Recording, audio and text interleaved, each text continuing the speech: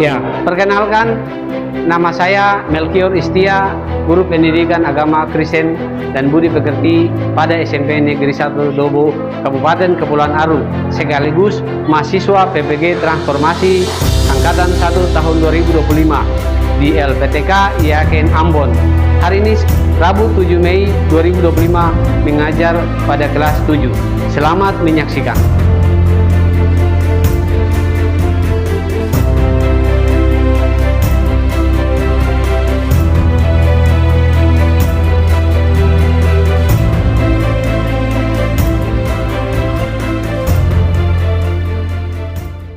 Selamat pagi anak-anak.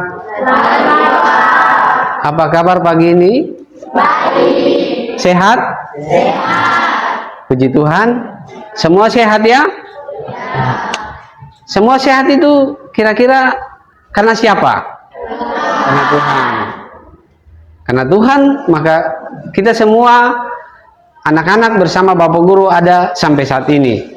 Untuk mensyukuri berkat Tuhan,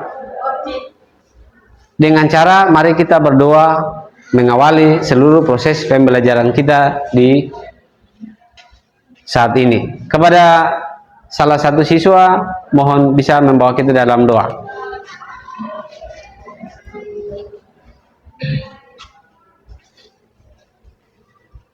Selamat pagi teman-teman Bapak Guru.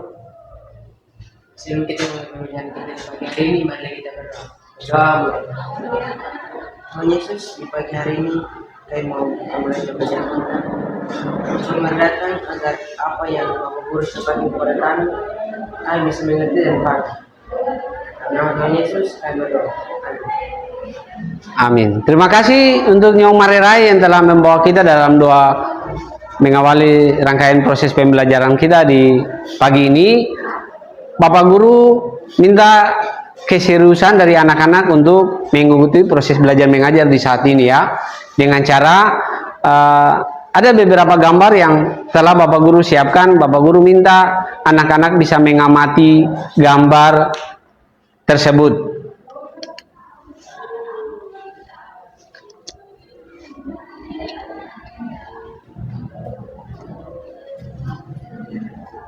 Iya, kira-kira menurut anak-anak gambar yang ada di slide ini gambar pertama ini menunjukkan apa? Kerusakan alam. Gambar kedua, ya, kerusakan alam dengan cara mengambil pasir atau disebut galian C. Gambar ketiga dia menunjukkan apa? Ya, menanam pohon. Kalau gambar keempat, ya, menanam pohon. Kira-kira dari 4 gambar ini ada yang membedakan atau tidak? Ada. Bedanya di mana? Gambar yang pertama alam, gambar kedua manusia menjaga. Iya, betul sekali. Tepuk tangan dulu.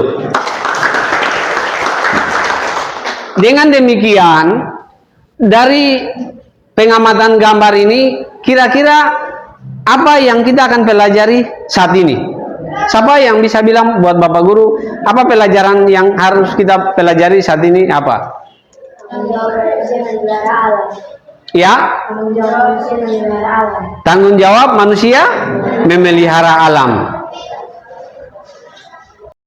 Pentingkah kita memelihara alam menurut anak-anak? Penting. Dari materi tanggung jawab manusia memelihara alam, kita bisa baca di dalam Kejadian. Bapak Guru minta salah satu siswa untuk membuka dalam kitab Kejadian. Mohon dibacakan ya. Boleh berdiri? Ya, silakan.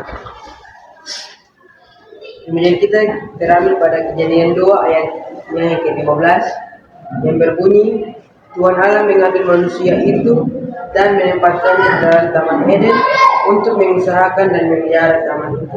Iya, baik. Terima kasih. Di dalam bacaan itu dia menerangkan bahwa Tuhan Allah memberikan tanggung jawab kepada Adam dan Hawa untuk menjaga dan melestarikan alam ciptaan Tuhan. Berarti kita semua juga harus mampu untuk menjaga dan melestarikan alam yang ada di sekitar kita, tempat tinggal kita, di sekolah, di rumah, di mana saja.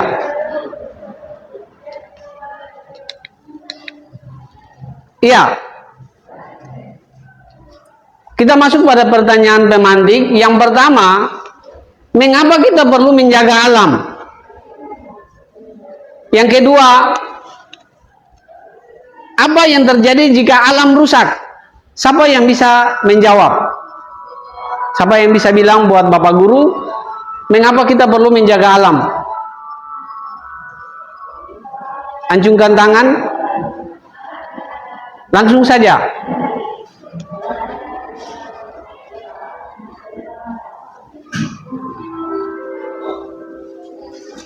Mengapa kita perlu menjaga alam? Ya, silakan berdiri langsung.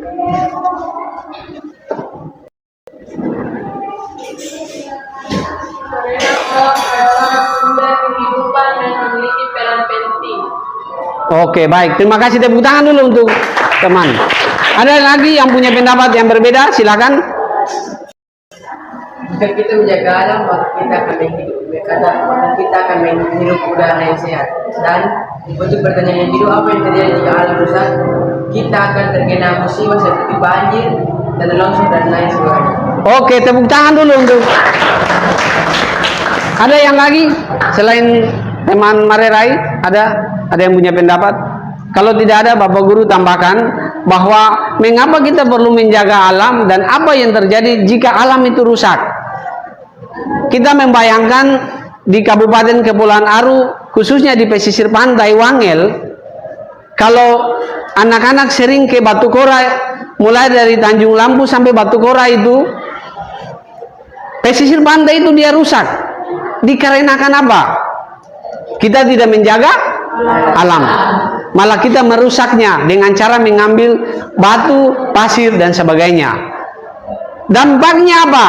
Akan merusak ekosistem tempat tinggal kita menjadi rusak. Apalagi warga yang tinggal di sekitar pesisir pantai, rumahnya rubuh. Misalnya ketika air naik, ada rumah yang air masuk. Karena itu proses perusakan alam yang sangat luar biasa oleh orang-orang yang tidak memahami segala sesuatu yang terjadi. Jadi perlu sebagai remaja Kristen, perlu kita menjaga alam? Perlu kita menjaga alam? Perlu. Untuk kelangsungan kita, bukan anak-anak saja, tapi untuk generasi mendatang. Bukan orang yang ada pada saat ini, bukan anak-anak yang ada pada saat ini, tapi untuk ke depan. Anak-anak yang lain akan meneruskan menikmati semua hasil yang ada. Ya, dari pembelajaran atau saat ini, maka capaian pembelajaran yang akan kita peroleh yaitu memahami Alkitab yang menuliskan tentang tugas manusia memelihara alam. Dengan mendalami Alkitab, kita serta memberikan komentar pada tingkat tiap-tiap ayat. Dengan tujuan pembelajaran ada 3. Yang pertama, menjabarkan tanggung jawab manusia memelihara alam dan dikaitkan dengan dirinya sebagai remaja Kristen. Yang kedua, menjelaskan alasan manusia memiliki kewajiban memelihara serta melestarikan alam dikaitkan dengan kenyataan kerusakan alam yang terjadi. Dan yang ketiga, menceritakan sikap dan tindakan yang telah dilakukan dalam kaitan dengan memelihara alam. Tadi di awal Bapak Guru sudah menunjukkan beberapa gambar yang bisa anak-anak ingat kembali terkait dengan kerusakan alam maupun pemeliharaan alam. Maka tanggung jawab manusia terhadap alam, kira-kira kita punya tanggung jawab kepada alam apa saja? Ya, mengolah bumi. Ya, mengolah bumi yaitu memanfaatkan sumber daya alam secara bijak dan bertanggung jawab. Artinya Tuhan sudah memberikan semuanya. Berarti jangan kita rusak, tapi kita harus mengelola. Anak-anak harus mengelola segala sesuatu yang sudah ada. Kalau di rumah papa dan mama suka berkebun, ke laut, ya itu mereka memanfaatkan alam yang ada, yang Tuhan sudah ciptakan dan titipkan buat kita semua yang ada di alam ini. Yang kedua, menjaga keseimbangan ekosistem, mencegah kerusakan alam, menjaga keseragaman hayati. Kalau di Dobo atau di Aru, Kabupaten Kepulauan Aru, anak-anak atau remaja Kristen dia menjaga alam, tidak membuang sampah sembarangan, berarti otomatis dampaknya baik buat anak-anak semua, untuk bapak guru dan orang banyak, masyarakat yang banyak. Karena kita menjaga ekosistem, keseimbangan ekosistem, kerusakan alam, tidak mengambil pasir sembarangan, tidak menebang pohon sembarangan. Karena ketika kita menebang pohon sembarangan, ya pasti akan memberikan dampak yang tidak baik, kerusakan alam, banjir, tanah longsor dan seterusnya. Yang ketiga, melestarikan lingkungan. Contoh soal atau contoh konkret yang Bapak Guru mau bilang, melestarikan lingkungan yang ada, lingkungan kita di sekolah SMP Negeri 1 Dobo. Kalau anak-anak datang di sekolah mandi bersih, berarti dalam proses belajar mengajar juga kita harus menyiapkan, membersihkan semua halaman lingkungan sekolah ini, sehingga proses pembelajaran itu dia berlangsung nyaman, aman, anak-anak bisa menikmati semua itu dengan baik. Tidak mungkin sambil anak-anak menerima pelajaran tetapi sampah paling banyak, sampah banyak di dalam kelas atau di dalam ruangan atau di lingkungan sekolah. Bisa ya? Bisa paham? Ya. Yang kedua, menjelaskan alasan manusia memilih kewajiban memelihara serta melestarikan alam. Yang pertama, untuk menjaga kelangsungan hidup manusia dan makhluk hidup lainnya. Alam ini Tuhan sudah berikan buat kita. Kalau manusia tidak mengelola, berarti dia tidak bisa makan. Iya, ya. Kalau petani tidak menanam padi, berarti kita tidak makan nasi. Nelayan tidak ke laut, kita tidak makan ikan. Petani sayur tidak menanam sayur, kita tidak makan sayur. Itu bukti bahwa mereka memanfaatkan alam ini untuk mengelola dengan cara bercocok tanam. Tanam kasbi, tanam pisang, tanam kaladi sesuai dengan kebutuhan yang dia suka. Ya, keperluan masyarakat. Kalau di Indonesia Timur atau khusus di Kabupaten Kepulauan Aru, mungkin kita belum lihat petani tanam padi. Tapi yang pasti potong lihat, anak-anak lihat ada petani tanam rica, tanam sayur-sayuran, pisang, kasbi dan sebagainya, yang dimana semua yang ditanam itu sebagai kebutuhan keluarga atau kehidupan banyak orang. Yang berikut, untuk memberikan warisan yang baik bagi generasi mendatang. Ya, kalau alam ini kita kasih rusak atau kita tidak tanam, orang tua, papa dan mama tidak tanam kasbi apa, berarti besok-besok orang tua tidak ada, Anda tidak bisa menikmati semua itu. Misalnya, kalau Bapak Guru tanam kelapa, pohon kelapa, atau kalau Bapak Guru tidak tanam pohon kelapa, satu ketika Bapak Guru keluar dari tempat itu, berarti Bapak Guru punya keluarga maupun anak-anak tidak menikmati. Berarti itu harus, karena dia berkelangsungan, semua berhubungan. Kalau anak-anak tanam atau orang tua tanam kelapa, tanam pisang, berarti manfaatnya buat kita, anak-anak dan orang tua keluarga, untuk menikmati tanaman yang sudah ditanam atau sudah diolah itu. Misalnya kelapa, sekarang kelapa orang tua tanam, setelah itu buat kopra. Iya, Ya, jual kelapa muda, bermanfaat sih, bermanfaat. Yang ketiga, untuk menciptakan lingkungan yang nyaman dan sehat. Tadi Bapak Guru sudah bilang bahwa ketika Anda datang di sekolah, mengikuti proses belajar mengajar, berarti lingkungan dalam kelas, luar kelas, lingkungan sekolah itu harus bersih. Nyaman kita mengikuti proses belajar mengajar. Tidak mungkin anak-anak sementara mengikuti proses belajar mengajar, namun sampah ada di depan. Itu sangat penting untuk menciptakan lingkungan yang nyaman dan sehat. Bukan saja di sekolah sebenarnya, tapi juga bisa di rumah.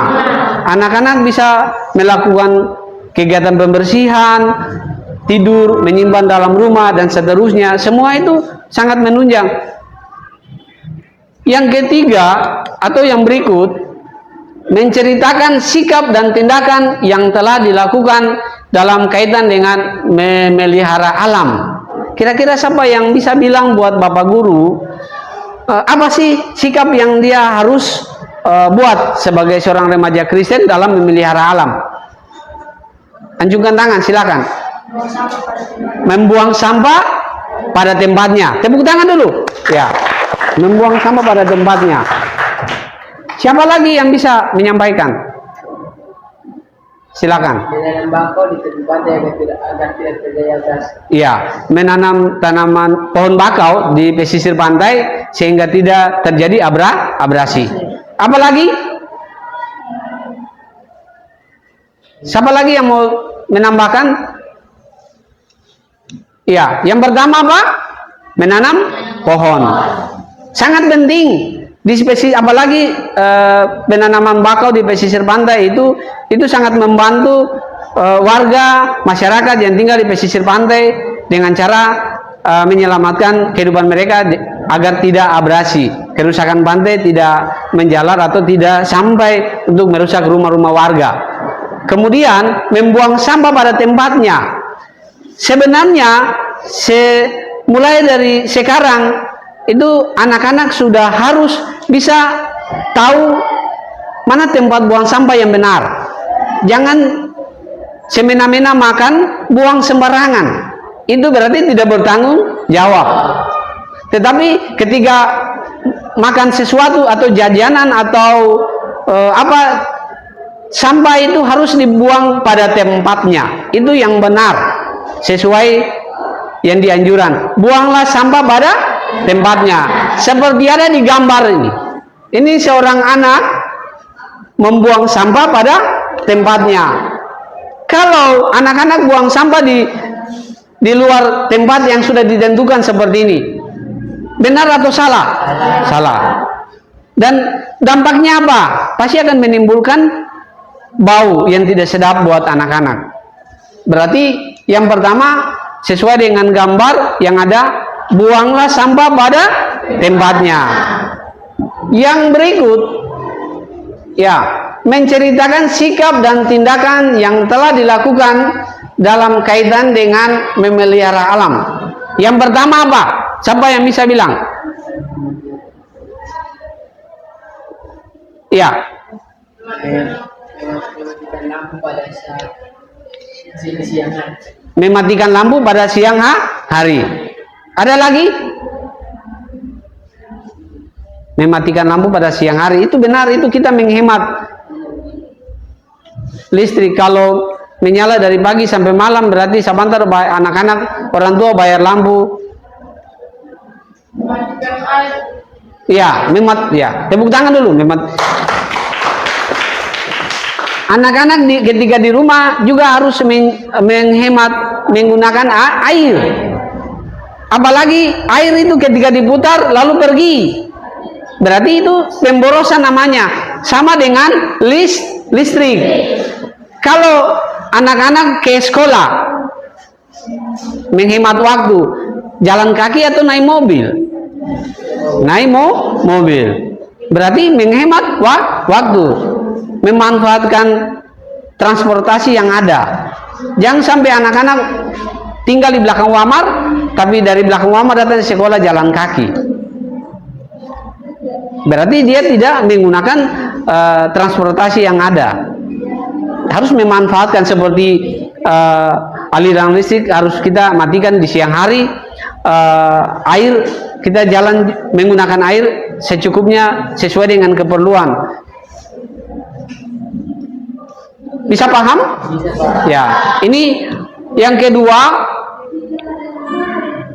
melarang pemburuan liar, melindungi satwa liar dan ekosistemnya. Anak-anak tahu seng, di Dobo ini dijuluki banyak burung cendrawasih. Iya, ya. Biasa orang-orang bilang kota mutiara. Mutiara indah, cendrawasih lestari. Ada ciri khas yang membedakan kita anak-anak kita semua yang ada di Kabupaten Kepulauan Aru, yaitu dengan di mana burung-burung yang ada, satwa-satwa yang ada di hutan itu dia dilindungi. Salah satunya burung cendrawasih. Kelihatannya dia bagus ketika kita lihat. Tapi anak-anak coba membawa burung itu kemana saja, pasti anak-anak ditangkap, ditahan, karena memang itu dilindungi. Kita tidak boleh merusak, mengambil, menembak satwa-satwa yang dilindungi. Nanti anak-anak akan dapat sanksi atau akan ditanya, kenapa bawa? Padahal ini satwa yang dilindungi. Banyak sekali satwa yang dilindungi. Salah satunya tadi Bapak Guru bilang burung cendrawasih. Melakukan pengolahan limbah, menghindari pencemaran air dan tanah. Berarti pernah di SMP 1 ini buat salah satu event, yaitu mendaur ulang sampah. Jadi barang antik atau yang dipakai oleh masyarakat, yaitu mendaur ulang plastik-plastik dibuat menjadi gaun. Jadi barang yang tadinya dia jadi sampah, dia sudah jadi ekonomi tinggi. Artinya sudah mempunyai nilai tinggi, nilai harga. Padahal itu dari sampah. Bisa paham anak-anak? Ya. Dari penjelasan Bapak Guru terhadap materi yang ada yang mau bertanya atau kita lanjut? Kita lanjut ya. Ya.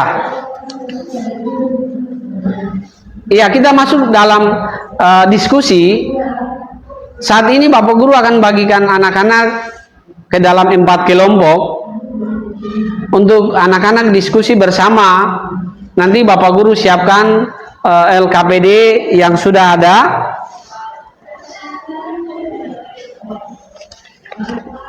Satu kelompok itu ada 4 kelompok.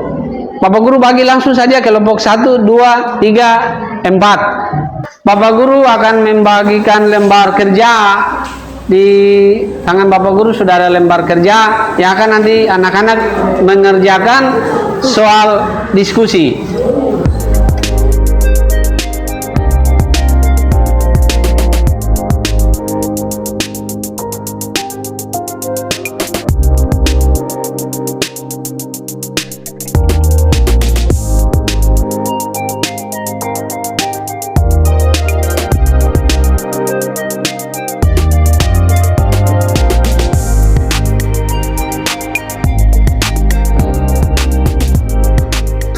Iya. Sudah? Semua sudah dapat lembar kerja? Ya.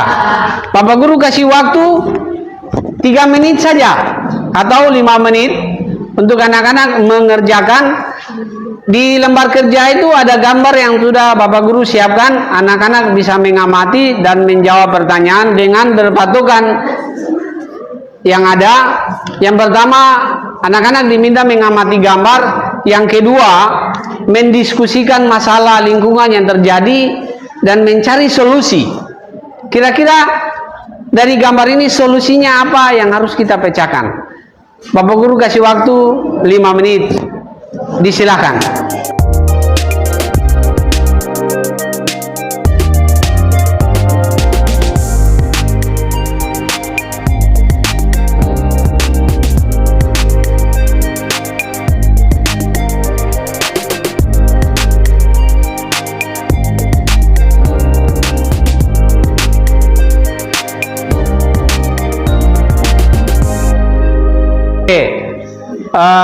kesempatan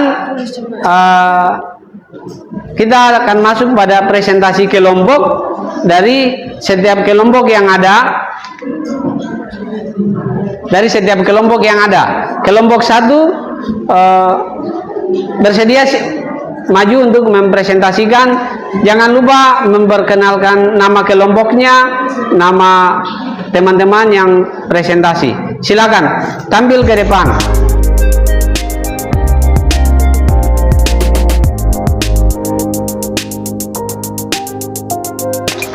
Ya, Bapak Guru menyampaikan banyak apresiasi buat Anda anak-anak sekalian yang sudah berperan aktif untuk menyampaikan hasil kerja kelompoknya. Yang pasti terkait dengan hasil presentasi tadi, bagaimana cara kita menjaga lingkungan sekitar kita. Buanglah sampah pada tempatnya. Setelah ini Bapak Guru akan memberikan asesmen pengetahuan terkait dengan materi yang sudah Bapak Guru sampaikan buat anak-anak. Dan untuk asesmen pengetahuan ini dikerjakan per orang. Ya, asesmen pengetahuan ini dikerjakan per orang. Kalau yang tadi lembar kerja di kelompok itu dikerja per kelompok. Untuk asesmen pengetahuan dikerjakan per orang atau per individu. Silakan dijawab pertanyaan.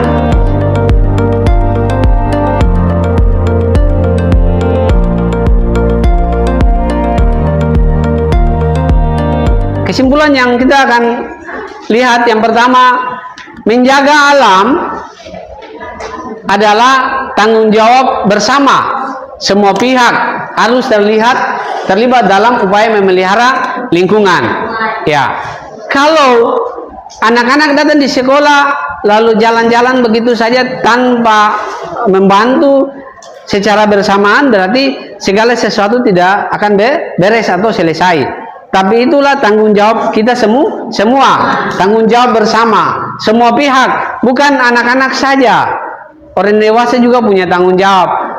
Pagi-pagi anak-anak bisa lihat di pesisir jalan itu ada orang tua yang sapu jalan. Itu bukti bahwa semua kita bertanggung jawab untuk membersihkan lingkungan kita. Dengan demikian, mengakhiri pertemuan kita di saat ini, Bapak Guru mintakan salah satu siswa untuk membawa kita dalam doa untuk mengakhiri proses pembelajaran kita.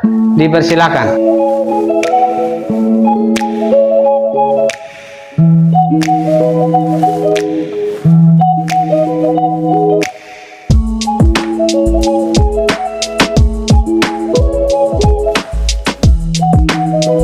Terima kasih Nona Kainama yang telah membawa kita dalam doa penutup mengakhiri pertemuan di saat ini. Catatan yang perlu Bapak Guru sampaikan, kita akan ketemu di pertemuan berikutnya dengan materi, atau nanti Bapak Guru akan menyampaikan hasil asesmen tadi ya, terakhir seperti itu. Dengan demikian pertemuan kita di saat ini selesai. Bapak Guru selamat siang buat anak-anak. Shalom. Shalom. Dan setelah ini anak-anak akan pulang ke rumah masing-masing, dan hati-hati sampai di rumah dengan selamat. Sekian dan terima kasih. Selamat pagi. Shalom.